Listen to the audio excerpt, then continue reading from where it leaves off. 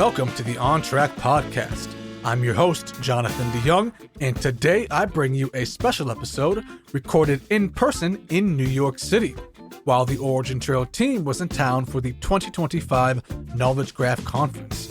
As a part of the conference, OriginTrail held a one-day edition of its Decentralized Knowledge Graph Conference, or DKGcon, which I had the pleasure of attending. It was a lot of fun, but if you missed it, fear not, because the full DKGcon experience will be back in Amsterdam again this October. While the OriginTrail team was here, I was joined by co-founders Žiga, Tomaž, and Branimir, along with a very special guest, internet pioneer Dr. Bob Metcalfe, for a great conversation about AI agents, network effects, the real-world use cases for OriginTrail, and how it all fits into the Metcalfe Convergence Phase. So grab a coffee, or a beer, or tequila, or your favorite drink of choice, and let's jump right into a wonderful and insightful conversation. Welcome, everybody, to a very special episode of the On TRAC podcast. Now, you may notice, just to say it up front, my hair is a little bit glistening at the moment. That is because we are actually all here in New York, in person. It is rainy. You may be able to see it outside there. And because this podcast is so important to me, I was running in the rain to get here on time. I forgot my umbrella, and now I'm glistening for a very special day. Thank you for glistening, Jonathan. It's my pleasure, only for you. So yeah, we are here for the Decentralized Knowledge Graph Conference, DKGcon 2025, which will be, at the time of recording, tomorrow. I'm very excited for that. But also we are here because of AI, artificial intelligence. It seems like every day there's a new development in the AI world, a new protocol, whether crypto or Web 2, a new release from ChatGPT or OpenAI. And with this rapid development of AI has also come a trust crisis, one might say, where it's hard for, let's say, me as a consumer of AI to know, should I trust this model? Is what it's telling me correct? Should I trust the company that's collecting the data for this model? What are they going to do with that data? So this rapid pace of AI development has come with these issues, lots of hopes as well, but certain issues such as the trust one. So where does this lead us? Well, it leads us to OriginTrail. OriginTrail is kind of at this convergence of decentralized applications, knowledge graphs, artificial intelligence, and now we're throwing in there AI agents is another thing that's very excited, and that might be redefining the way in which all this technology works together. One might even say it converges together, which brings me to the Metcalfe Convergence Phase, which I'm told is something we are in or entering into. I'm not 100% sure what it means yet, but we have 4 amazing guests here today that are going to help us walk through and explain to the simple mind that I am what all this means. And so let's just get right into it. Why don't we start with some introductions? Maybe just starting with Branimir, just a very quick 2-second, maybe it's better, 2-second introduction, who you are and what brings you to this conversation. Thanks, Jonathan. Hi, everybody. I'm Branimir. I'm one of the founders of the 3 that are here behind OriginTrail, and super happy to chat all things convergence today. And may I pass the buck to Bob, who probably nobody knows who you are, so you have to introduce yourself like very thoroughly. All right, so my name is Bob Metcalfe, and I'm a undergraduate thesis I wrote in 1968, and the title of it was A Neuron Model. So I've been watching AI go like this for a very long time, and it comes and it goes. Now, the previous coming and going, the previous ones, there are many, AI just died because it couldn't get enough data. This time is different because we have the internet now. And that's what we're all about, is getting the data to the AI. The AI needs data to do its thing, and in various ways, we're in the business of getting that data there. Bob is being very humble. First of all, he's a doctor, Dr. Metcalfe. He invented Ethernet and he helped invent the internet. So just want to throw that out there for everybody watching. Very humble guy. Yes, I guess. I've never been accused of that before. Okay, so no pressure for me. Bob is, just a pioneer of internet, so it's not gonna be hard to trump that. I'm Žiga, one of the co-founders, and what is interesting now, before we go into the Metcalfe Convergence Phase, and we intentionally we chose, as his surname as a name for this very important phase, is because it also introduces a whole new array of network effects that are also importantly impacting how OriginTrail is also bringing benefits to artificial intelligence. OriginTrail, the decentralized knowledge graph, even before the advent of popularity of neural AI or generative AI, was here, but it served a little bit different purpose. It drove transparency and trust in supply chains in a little bit more SaaS-ish way. So that was prior to the launch of ChatGPT and so on. And now, since 2022, OriginTrail has become a very, let's say, important partner to generative AI, because it can, as also Bob has pointed out in one of his quotations, decentralized knowledge graph can also improve fidelity of artificial intelligence. Yeah, we're really glad to have Bob with us, and we're really admirer of his work, and we want to at least partially recreate, let's say, the success of the internet by establishing the biggest knowledge network that would improve fidelity of artificial intelligence, and also bring about the value based on network effects between this knowledge generated in the decentralized knowledge graph. Yeah, passing the buck to Tomaž. Oh, yeah. Hi, everyone. Tomaž, one of sharing the title with Branimir and Žiga, is one of the founders of OriginTrail. Not sharing the title of being an inventor of Ethernet with Dr. Metcalfe, even though that would be pretty amazing. But I am excited to be in New York these days. It seems that we are seeing, like you mentioned, Jonathan, a lot of rapid developments picking up in the AI space that are very much calling for this convergence. And we're touching on some very important topics today and tomorrow at the conference and at the DKGcon in New York. And it's just a very interesting time where it's very easy to be kind of like a beat the doomsday drum with the rapid development of AI. But it's important to kind of show the path towards, let's say, in a more techno-optimist direction, especially because the decentralized knowledge graph can be a very important catalyst to that future, where we can really, as a humanity, attack challenges which before were perhaps hard to imagine to be tackled with technology at that scale, in that scope, driving collaboration, more knowledge exchange, and even being able to leverage artificial intelligence to spawn or create new findings and new knowledge out of the existing knowledge base that's available. So a lot of very important kind of building blocks laid out for that convergence that Jonathan was mentioning, and we can kick off something really, really exciting in this couple of days even. Kick off something exciting right now, starting with Dr. Metcalfe. So you helped create the internet, as I mentioned in your intro. So which principles do you think we got right when the internet was created, and which principles are now here to haunt us? Well, the timing is everything. And so the question you asked sort of stretches over an enormous period of time. But when you look back on it, it's like 3 days. It's 60 years in reality. What we got right was to strive for connectivity. There wasn't a lot of worrying about techno this, or everyone understood that connectivity is a net positive. And my law says that you connect things together, they're more valuable. By focusing on connectivity rather than worrying about, well, maybe we're worrying now about what we do with that connectivity. The connectivity has now come so quickly. Since October 29th, 1969, when the internet first sent a packet, to today, we've added 5.7 billion people. And in my book, that's fast.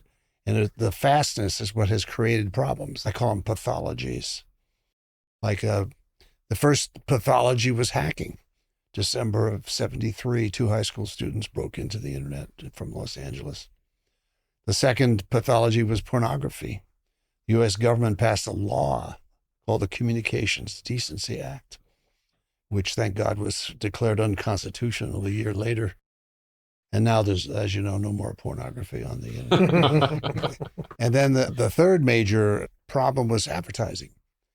We didn't build the internet to carry ads. And so when ads started to appear, we were really upset. And overnight, advertising became the principal source of revenue for the internet. So those are three things we got wrong-ish, and we've learned a lot.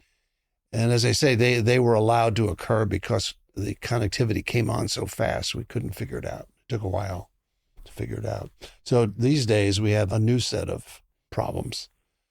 The principal, well, they have to do with trusting the data and preserving the data and protecting data from.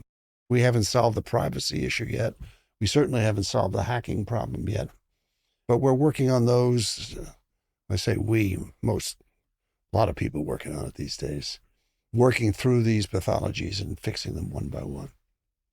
And then for the founders, whoever wants to take this question, what exactly is this Metcalfe Convergence Phase that I was hinting at the intro? Very curious about that. And how does that fit in with the OriginTrail vision and what it's been up to so far? By the way, Metcalfe's also curious about it.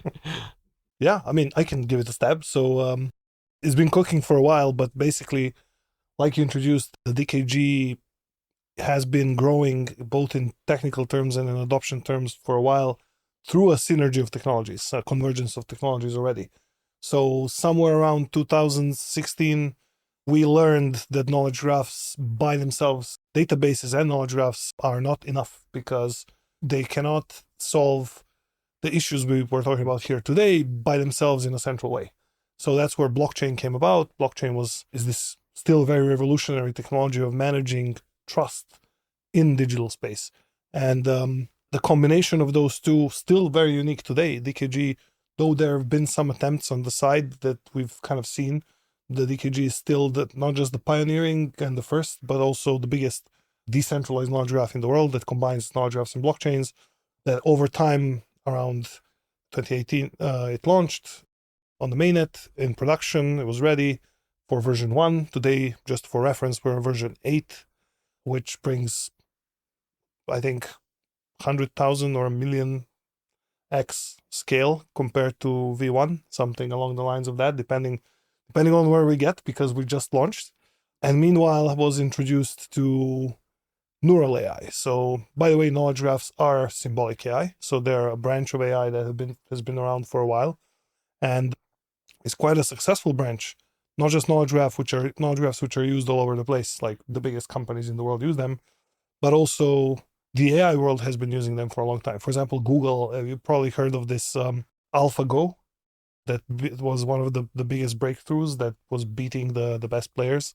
It was a form of symbolic AI, actually. So rather neurosymbolic AI, a combination of graph traversals through possible states of the game and actually predicting what are the best states for the computer AI to play against the player. So a lot of this converges together into OriginTrail today, which combines also the neural models as of the last couple of years, starting as more of a kind of facilitator, to use the DKG, to a fully formed fusion of neurosymbolic AI today, or what we like to call collective neurosymbolic AI, which is really a way of establishing synergy, not just on the technological level, but also convergence on a human level, so that we as humans can leverage the DKG to collaborate, but also participate in the decisions through shared governance, through incentives that we can guide, and ultimately be humans in the loop.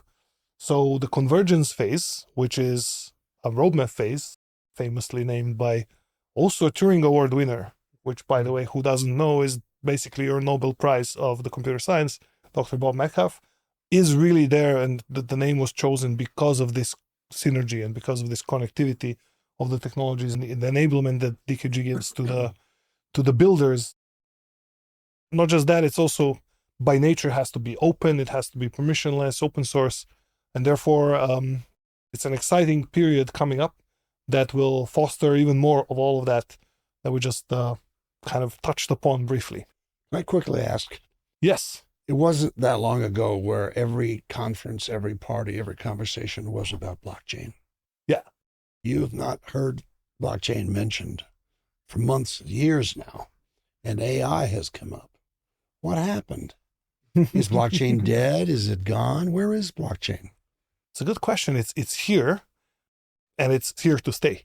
But I think it's found its own place, which wasn't initially advertised properly. So it was, when it was new, the pitch was it's gonna do everything. It's gonna cure cancer and pay attention to your kids who are not there. But actually, it's not meant to do that. It's also not meant to be a database. A lot of people thought of, oh, it's a great new data structure, we should use it as a database.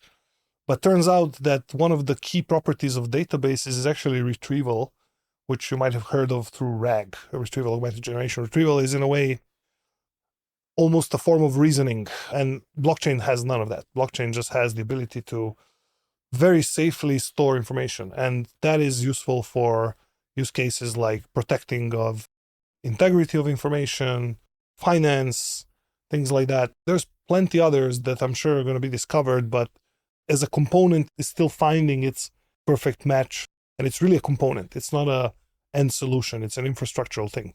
So meanwhile, with the booming of AI, which is very tangibly usable by everybody very easily, obviously blockchain is sometimes a bit, let's say, on the back seat, but it's definitely here to stay, because we cannot really say that we can do some sort of shared AI without trust primitives. And it's obviously being seen more and more all the time with the problems that are stemming from AI, such as deepfakes, such as untrustworthy content online.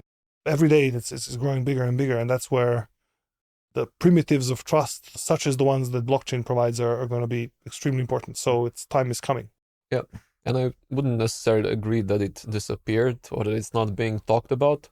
When you have a president launching his own meme token, and same as his, the first lady launching the meme token on, one of the blockchains. So blockchains are being more and more used. Maybe they're not being used in a way that we would like to see as much relative to speculation, such as like meme tokens, like Trump and Melania token, for instance. But they are, becoming more and more used also for other purposes outside of speculation. For example, when we launched the first network, and this is also, kind of touching why now is the time to enter the convergence phase. So back in 2018-19, when we launched the first network, the first DKG, it was barely scalable. We managed to publish some 100 knowledge assets per day-ish, or even less. It wasn't even knowledge assets, it was just records. It was a different kind of primitive. Yeah. Of course, the knowledge asset came about a little bit later, but kind of analogous, let's say, knowledge package to knowledge assets, which we know today.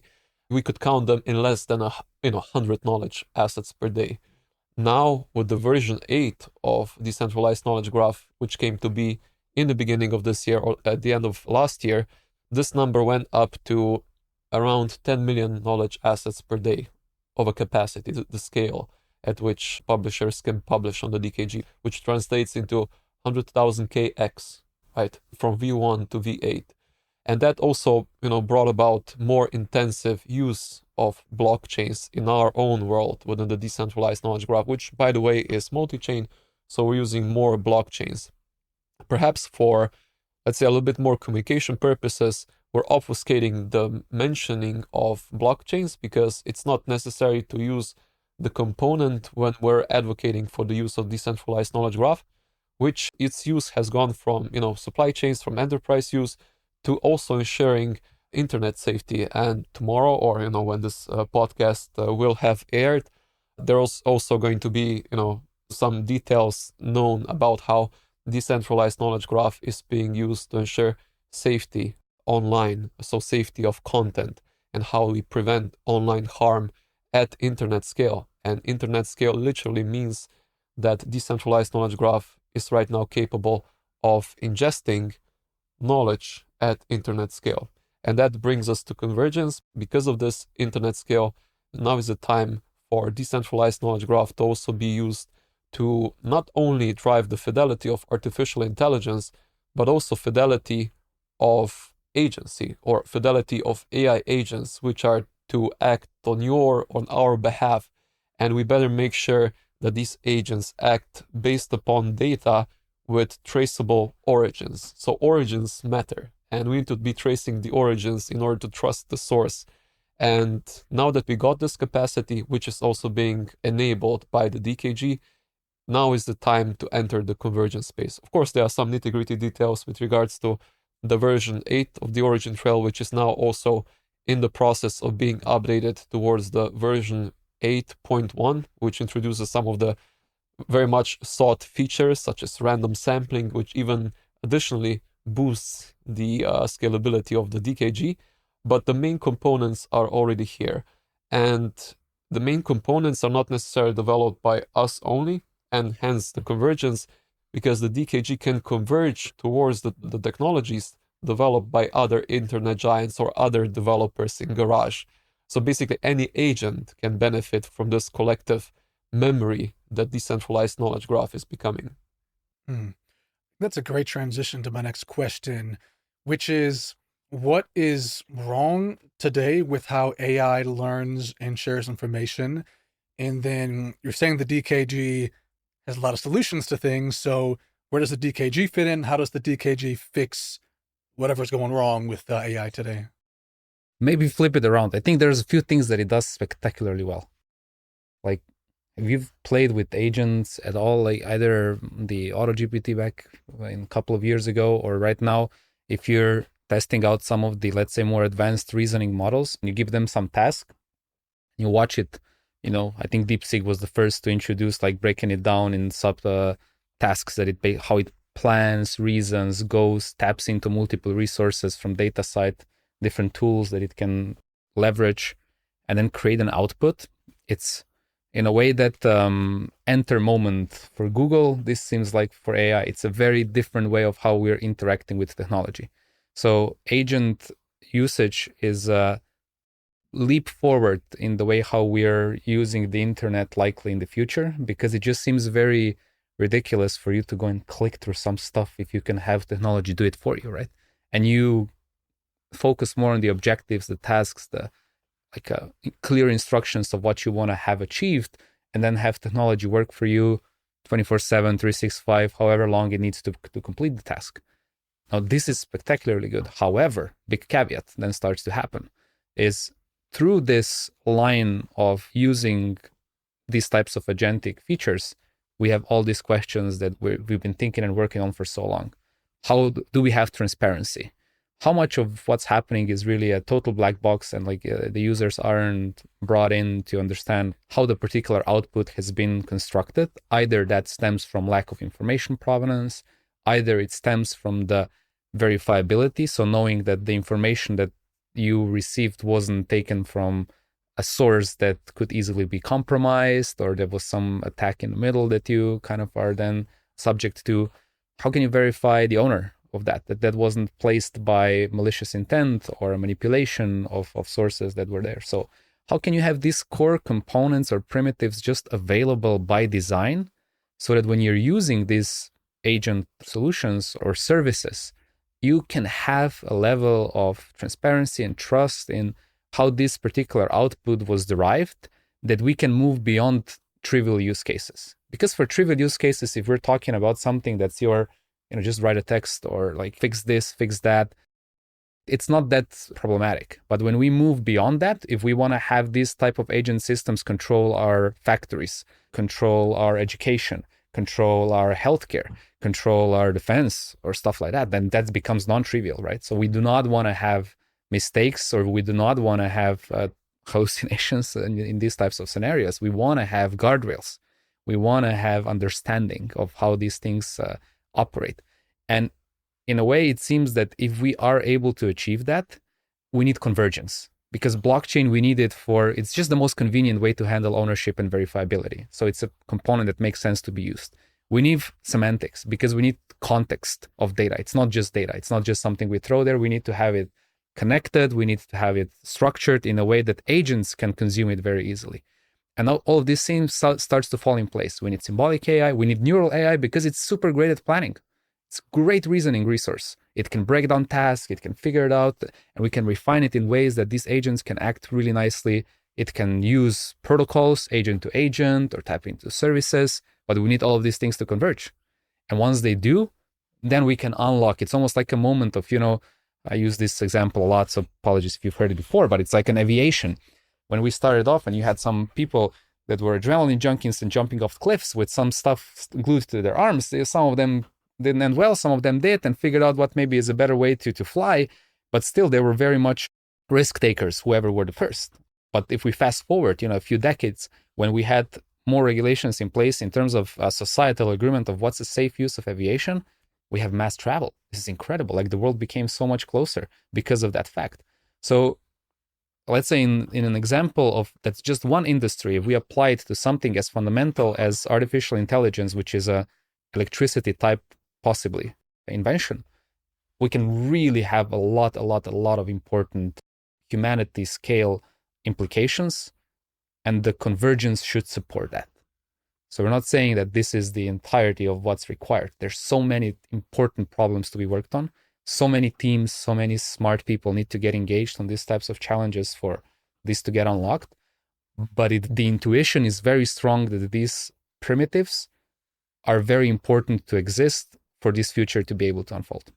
Yeah, I don't think I went totally in the direction of just what's wrong and then how DKG kind of plays into it. But yeah, to me, that's an exciting prospect, and to not only kind of wait and see how it happens, but rather really get involved and kind of work on that future to become a reality. Let me add another form of convergence. You probably know, I barely know, how you take the vast amount of data and you train. Mm-hmm. So training is a big activity. Yep. Then after you've trained, then people ask questions. That's inference. Yep. And inference, the experts tell me, is now much more computation than training. It's very inference heavy. But the convergence is training and inference are now converging. It's like a reinforced learning with you. Right. You add knowledge through your inference, and that inference knowledge gets picked up and gets added to the LLM. I think that's a very important part of the convergence, because when you're converging like that, you want trust, you need data, you want a connection to the knowledge base. I'm here at the knowledge conference because I think the internet is hungry for knowledge. Yeah, I agree. All of these things you can then leverage, because it's not, the inference also has an element of who is triggering it and what's the feedback that they're providing. Because if I'm talking about plumbing, if you're a plumber and you've provided additional knowledge on the back of how the plumbing system output was created by AI, like that's a very valuable insight into retraining and reinforcement learning that particular model or an agent, and then how it should act, versus me, who I don't know nothing about plumbing. So my input is of low value. So like, how do we structure that knowledge and give that level of transparency? It's absolutely crucial. And you can do so much cool stuff with it. So in one of my projects now, I have a discussion with GPT. I refer to her as she. And she and I are working together on a project. And I wanted to recreate the evolution of the early phases of our relationship. So I say to her, I want you to forget everything that I've ever told you. And she comes back and says, what do you want to do next? And then we play for a while, and suddenly I begin to see that she's actually using information that I told her the first time. Mm. So that's getting tucked away in there somewhere. So this convergence of the training and inference is well underway. Yeah. Data is gold in that sense, right? And we had a brief conversation on that earlier today as well. It's like just how valuable which type of data is, and whether, are we really capturing the entirety of what's the most powerful insights through scraping public internet? Or is there much more to, let's say, potentially unveil through organizational data that's currently privately held and not exposed to these types of trainings, right? So how much more could we really advance non-trivial AI solutions if we are looking for ways of enabling discoverability of such data, and then enable for a more fluid, collaborative exchanges of knowledge? Here we're really then coming to something that could be a different paradigm. And if we can do it in a way where that doesn't require any given entity to give up their data by way of just getting replicated into your system, copied in, right? But rather, I'll keep my data up to date, secure, and clean, structured for you, but here on my side. And your agent can just come in and ask whatever it needs to. But then I still have my wrapper knowing, like, what are you asking? So it's not so that I'm just giving everything to you and then you can play with it, right? So we can have the best of both worlds. You have access to the most real-time inputs from my side, but at the same time, I also know for what are you querying my system. Let me complicate it a little. So let's say A equals 5, and that's a fact. Yeah. Goes into the knowledge base. And then another user comes along and says A equals 9. Mm. And that goes into the database. Yeah. So how do you solve that? What do you do? Well, we took a page out of your book, which was a conversation around fake news. And you said, I believe it was the Knowledge Graph conference a few years ago. And the point that you made was that we should enable filtering at the highest level to give users a way to choose which source they deem to be trusted in their eyes. So in a way, like choose your conspiracy theory a little bit. And we do the same thing. So we said identity is a core primitive of what's written in. It's not just the addition of A equals 9 or A equals 5, but it's that plus contextual metadata of who contributed that, who owns it, that it hasn't been tampered with since it was published and until when your agent or you are accessing it. And all of this, the entirety of it is basically what is the input. And then if you decide that you trust me to provide that axiomic knowledge about how much A is, then you'll filter everyone else out. And you'll say, Tomaž, you're the guy for A's. How much is A? It's 9. But the trouble, I know. well, the trouble with that scenario you've just sketched is there's a gazillion trillion A equals 5s out there. Yeah. You don't have time to go through every one and say, I choose that one and I choose that one and I choose that one. Well, it's also true. And then, like, I think that's a very interesting problem to go fight. I mean, what we have in the DKG is a structured knowledge. So that A equal 5s that are scattered around, they are all somehow relationally connected to some other pieces of data in the knowledge graph, either by identity or by proximity or by field or whatever it is. What's an interesting problem to tackle is how can we create AI-powered or symbolic AI-powered tools that allows us to go from that structured data to creating insights. So how can we enrich that data set by providing some assessment of any given data point that exists with more knowledge, basically? So you come to this A equals 5, 9 question with context. Yes. And it's the context that helps you decide which one you're going to choose. Yes. And that's automatic. So the human being doesn't actually have doesn't have to say. And then the minute you chose what your context gave you as correct, whoever is the next one can actually rely also on your previous decision, saying, okay, if Bob chose that context to be relevant, then I'll also... Yeah, my choice becomes part of his yes, context. if you allow it, yeah. Yeah. We're talking about this convergence. What are some of the real-world use cases or applications that are emerging, have already emerged, that might emerge in the future from this convergence? Like Humanitech might be an example. Yeah, perhaps we could touch upon Humanitech a little bit later, but we can also start with a little bit more boring use cases like enterprise and supply chains. And supply chains, in fact, are not chains, they're networks. And this is where also law of network effect is applicable in terms of how much more value you can extract from knowledge that is being shared amongst different parties in supply chains. And one such, let's say, real-world example here in the United States is a consortium of importers to United States. And perhaps now that tariffs are on the agenda, this is not as hot as it used to be. But, in our world, it proves the point that if you have a collective of companies, and even though those companies are competing, for instance, you have Walmart using the solution called Scan Trusted Factory based on OriginTrail, and you also have their competitors from Home Depot and dozens of other retailers or importers to the United States. And what they do, they're actually exchanging knowledge amongst the network of competitors in order to elevate the safety of imports to the United States. And now you can imagine, just Walmart making sure that they extract some value from their own data silo. It's valuable. But now imagine a collective of retailers exchanging a much more vast amount of knowledge. And then in turn, this knowledge becomes much more valuable both for Walmart, for Home Depot, and everybody in the network. It's like a telephone line through which they, in a trustless way, exchange information amongst competitors.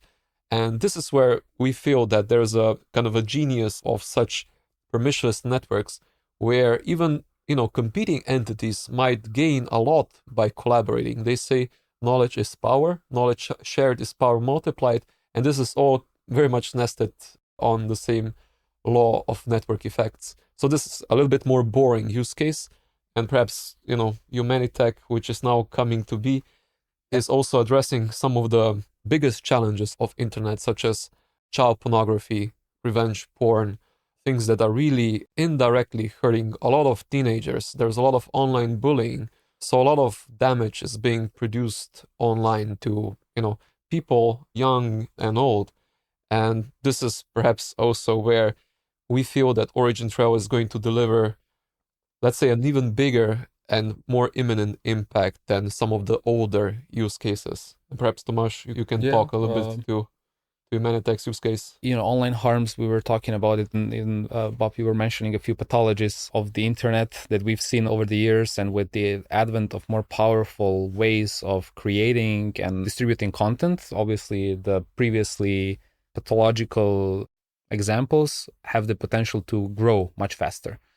So it's very important to start thinking through the lens of either a safety valve or creating basically an alignment where we can have machines, the good machines help fight the bad machines in a way, right? So we need to figure out how humanity can stay in this loop to be protected. And Humanitech is forging a very powerful coalition. There was obviously, the announcement of some advisory board members that joined the project, which were very, very big names, including the co-founder Aza Raskin, who was the architect behind the Social Dilemma documentary together with Tristan. And they were already then raising like the problematics around the importance of curbing the harms of or potential harms of artificial intelligence. So to have these types of thinkers as a part of the company is very powerful. Also, and in a way makes us proud as co-founders of Humanitech to see that alliance forging. As a company, it benefits from DKG being internet scale, because those are all internet scale problems. So if you want to limit the harmful content online, you need something that can really be broadly applicable. And then it also revolves very fluently through other there's two sides of the same problem. Is either you try to identify something as bad content, or you're also being able to protect someone else's, let's say, intellectual property in a very same way. So these challenges are just feeding off of each other. And Humanitech is also going to have a presentation tomorrow at the conference, and they're speaking to what's the current work being done. And I'm sharing the excitement of all of us here to see that come live, as well as it's a very important mission that has a long way to kind of keep progressing in that sense, with the very tangible steps, very tangible usage of products, of technologies that are available. But at the same time, it's a very, very ambitious project that will not be over in a month or two or something. Yeah. This is a very broad and perhaps vision. Taking one step back, why decentralized knowledge graph and why not any other technology? How does it facilitate network of data publishers who indeed exchange data, information, without exchanging the actual content, without encroaching on their own IP, the technological IP, and so on, and still, in the same manner as US retailers exchanging knowledge, they are producing value for themselves, for their competitors, for the entire internet. Yeah, no, 100%. I think it's literally the same principle, which allows people to create their knowledge basis of flagged content. I say, okay, this content I know it's mine, it's my IP, I'm protecting it, boom, here it is. Or this content I know that we came across, it's not good. Also, you're able to label and create this context basically around different content pieces. And it's important that this can be decentralized, because again, you do not want to, sometimes it's also illegal to share this type of content online. You're not allowed to send it anywhere. So there's two elements to why DKG is very powerful in these types of scenarios, is because everyone can keep control and ownership of their part of the directory, but at the same time, we can access on a need-to-know basis the entirety of it. And the second important point is that we can bring compute to data. So if we're talking about different encryption techniques and stuff like that, we can actually bring it to where the data resides so that you can actually perform retrievals or queries across the network in an encrypted way without needing to expose the actual content to any other system outside of your control. So a few very, very important points at the DKG, where DKG acts as an enabler for Humanitech to tackle this kind of internet scale problem. You said a second ago the idea of it's like good machines fighting bad machines. I've seen that movie. It's called Terminator 2, and it ended well. Arnold won. He beat the bad machine, so I think that is going to bode well. That's a good sign. Sounds good. So maybe to wrap up the conversation here, we are here for DKGcon 2025 NYC edition. As I understand, there will be another Amsterdam edition at the roughly the same time, I think, October. So the DKGcon community is active. It's growing. I'm a part of it. I'll be there tomorrow, and I'm very excited for it. So what can people who are watching this now do to get involved or kind of pay attention to DKGcon? So, because now we're beyond the DKGcon here in New York, by the time this will have aired, you may apply to submit theoretical research or research paper relevant for decentralized knowledge graph or AI in general via the edge nodes on the decentralized knowledge graph, and you may even compete for some of the rewards that will be distributed to the best contributions, research contributions.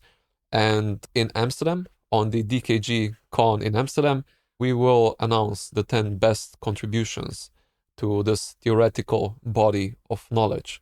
And this is not just theoretical body of knowledge that we cannot, it's not actionable upon, but actually it's an applied research that in not that much distant future, within the convergence phase, will be implementable in the current technological stack of decentralized knowledge graph. So apply, try to find, the best possible and relevant research field that you might be interested in, and you might be one of those 10 lucky contributors who not only will receive a reward, but also may be eligible to develop certain things useful for the DKG ecosystem. Yeah, there's a bunch of very difficult problems. I mean, we touched a few on this conversation as well. It's a good time to get involved in DKGcon. But the answer you just gave was small. You're talking very technical research papers. Mm-hmm. I think the big version of that question is, when do the non-technical people begin to see the benefits of the DKG? That's a fair question as well. And I think also blockchain as well as DKG had a challenge with is that it's a fairly fundamental technology that isn't interfacing the user directly. With AI, that gets kind of flipped a little bit, because now we have this ultimate UI. Like how you're talking to her doing research, wouldn't it be cool if she would have access to like a structured body of knowledge that's DKG? And then via literally that interface, you're able to both publish new things on the DKG as your inferences or as your new knowledge or as your new technical paper, or you're able to discover stuff that already exists. I can already imagine her sequel starring Dr. Bob Metcalfe and her based on DKG. Yeah. Love story. That's her preferred pronoun. What can you do? Kind of you to ask.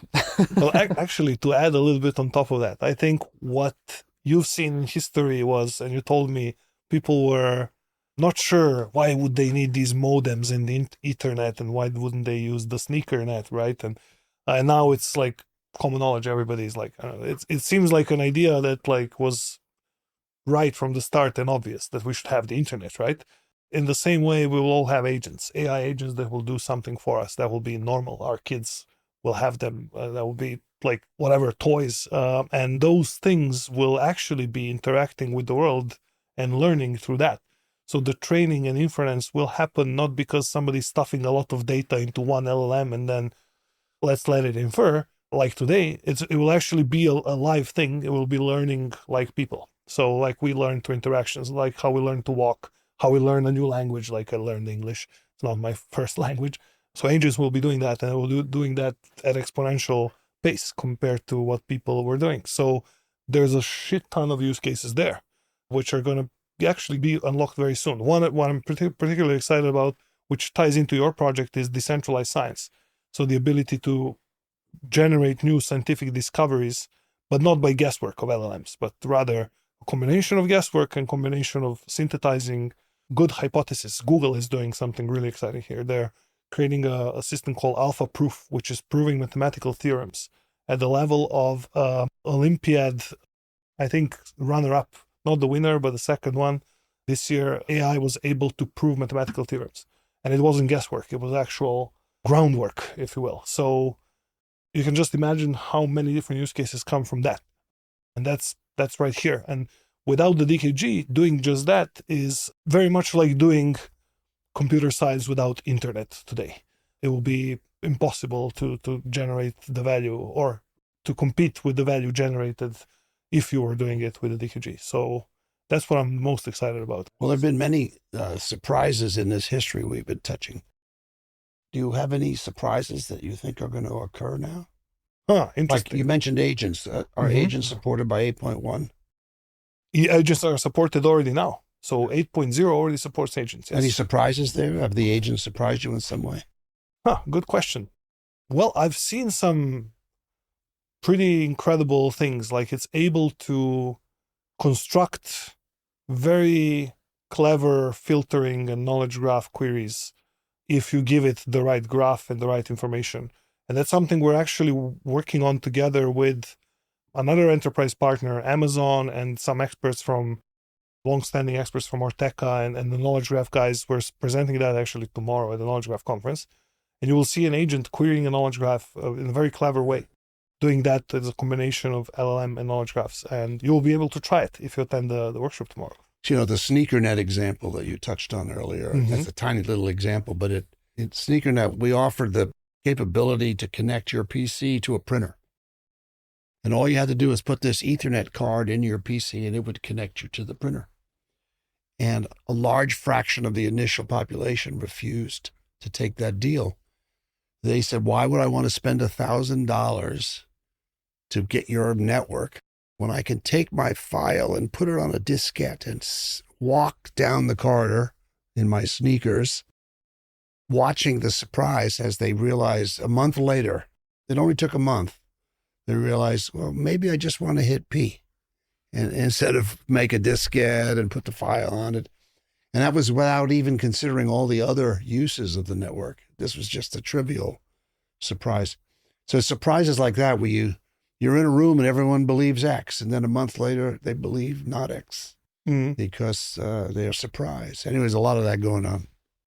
Yeah, it feels like convenience tends to win out. Convenience. Situations like that. Cheap also. Yes, if you can put the two together, even better. Yeah. Listen, gentlemen, this has been a fascinating conversation. I expected nothing less, and I was not disappointed. Super looking forward to DKGcon tomorrow. By the time this comes out, like we said before, it'll have already been over. So we'll hopefully get some secrets there. Perhaps some secrets will be revealed, maybe. You guys have certainly been hinting at something interesting, perhaps being announced or done tomorrow. So looking forward to finding that out. And thank you so much for traveling all the way just to talk with me. Just for me. I really appreciate it. Thank you for making the time for us. Of course. Thank you, Jonathan. Take care of your cat tomorrow. You got me worried about your cat. I mean, this enzyme with the pancreas thing is just, it's going to take a close attention on your part. She's doing better. That's helping, but I appreciate that. Branimir, Dr. Metcalfe, Žiga, Tomaž, thank you, and thank you to those watching as well. Thank you. Well, you're really good at remembering Slovenian names. Took a lot of practice, to be fair.